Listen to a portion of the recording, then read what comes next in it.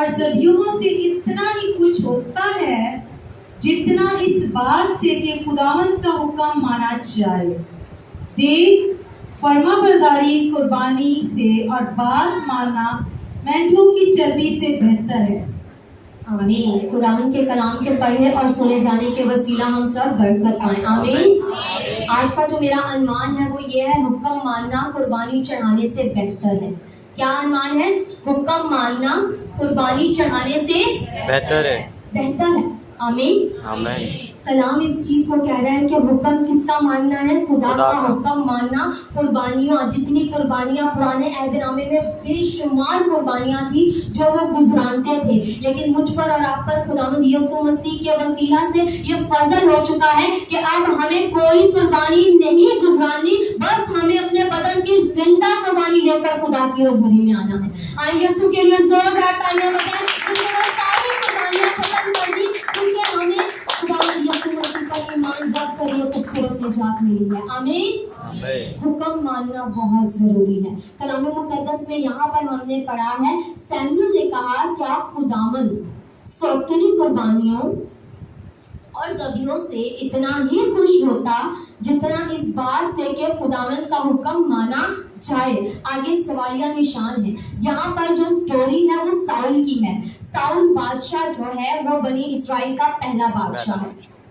بنی اسرائیل کا پہلا بادشاہ جو ہے وہ ساؤل ہے، اور ساؤل کے بارے میں خدا نے ساؤل کو چنا۔ جو بنی اسرائیل نے یہ کہا کہ ہمیں بھی کوئی بادشاہ دے، سب ادھر ہیں، ہمیں بھی کوئی بادشاہ دے، ہمیں بھی کوئی بادشاہ دے تاکہ ہم بھی اس کی باتوں کو مانیں اور اس کی باتوں پر عمل کریں۔ اور یہ بادشاہ خدا کی مرضی سے چنا گیا، خدا نے اسے چنا۔ تو پھر آگے یہاں پر ایک جنگ کے لیے یہ جا رہے ہیں، امالیکیوں کے ساتھ ان کی ایک جنگ ہے، اور اس جنگ میں خدا نے حکم دیا۔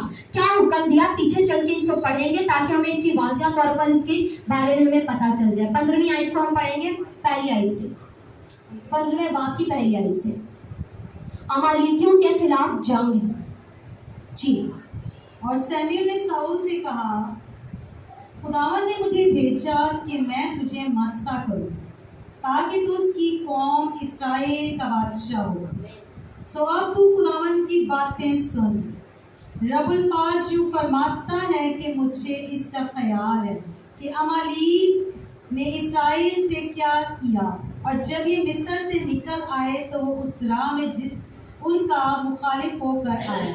سو اب تو جا اور امالیک کو مار، اور جو کچھ ان کا ہے سب کو بالکل نابود کر دے۔ سب کو بالکل کیا کر دے؟ نابود کر دے۔ سب کو بالکل نابود کر دے۔ خدا نے یہ حکم دیا کہ وہاں کا بادشاہ اور باقی جتنے وہاں کے لوگ ہیں، چاہے وہ بچے ہوں، چاہے وہ جتنے بھی جانور ہوں، ان کو کیا کر دے؟ نیست و نابود کر دے۔ آگے پڑھیں بھائی۔ اور ان پر رحم مت کر، بلکہ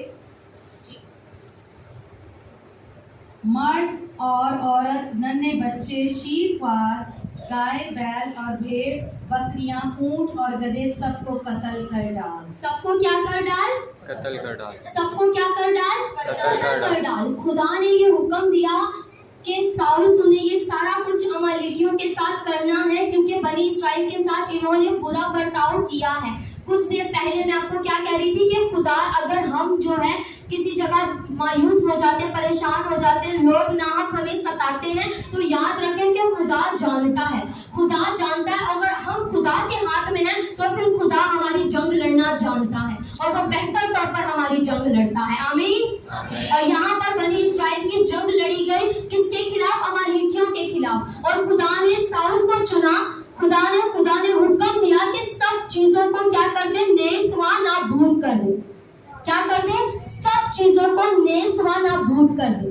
سب میں سب چیزیں آ جاتی ہیں، لیکن یہاں پر آگے اس حوالے میں کیا لکھا ہے؟ یہاں پر 9ویں آیت میں پڑھیے گا۔ لیکن ساؤل نے ان لوگوں سے اجاج کو اچھی اچھی بھیڑ، بکریاں، گائے، بیلوں اور موٹے موٹے بچوں اور بروں اور جو کچھ اچھا تھا اسے جیتا رکھا، اور ان کو نیست کرنا نہ چاہا۔ لیکن انہوں نے ہر ایک چیز کو جو ناقص اور نکمی تھی نیست کر دیا۔ ہاللویا۔ ہاللویا۔ یہ ہاللویا کیوں کہا؟ کیونکہ یہاں پر حکم ماننا قربانی چڑھانے سے بہتر ہے. ہم سیکھ رہے ہیں کہ یہاں پر اس نے نافرمانی کی. کیا کی؟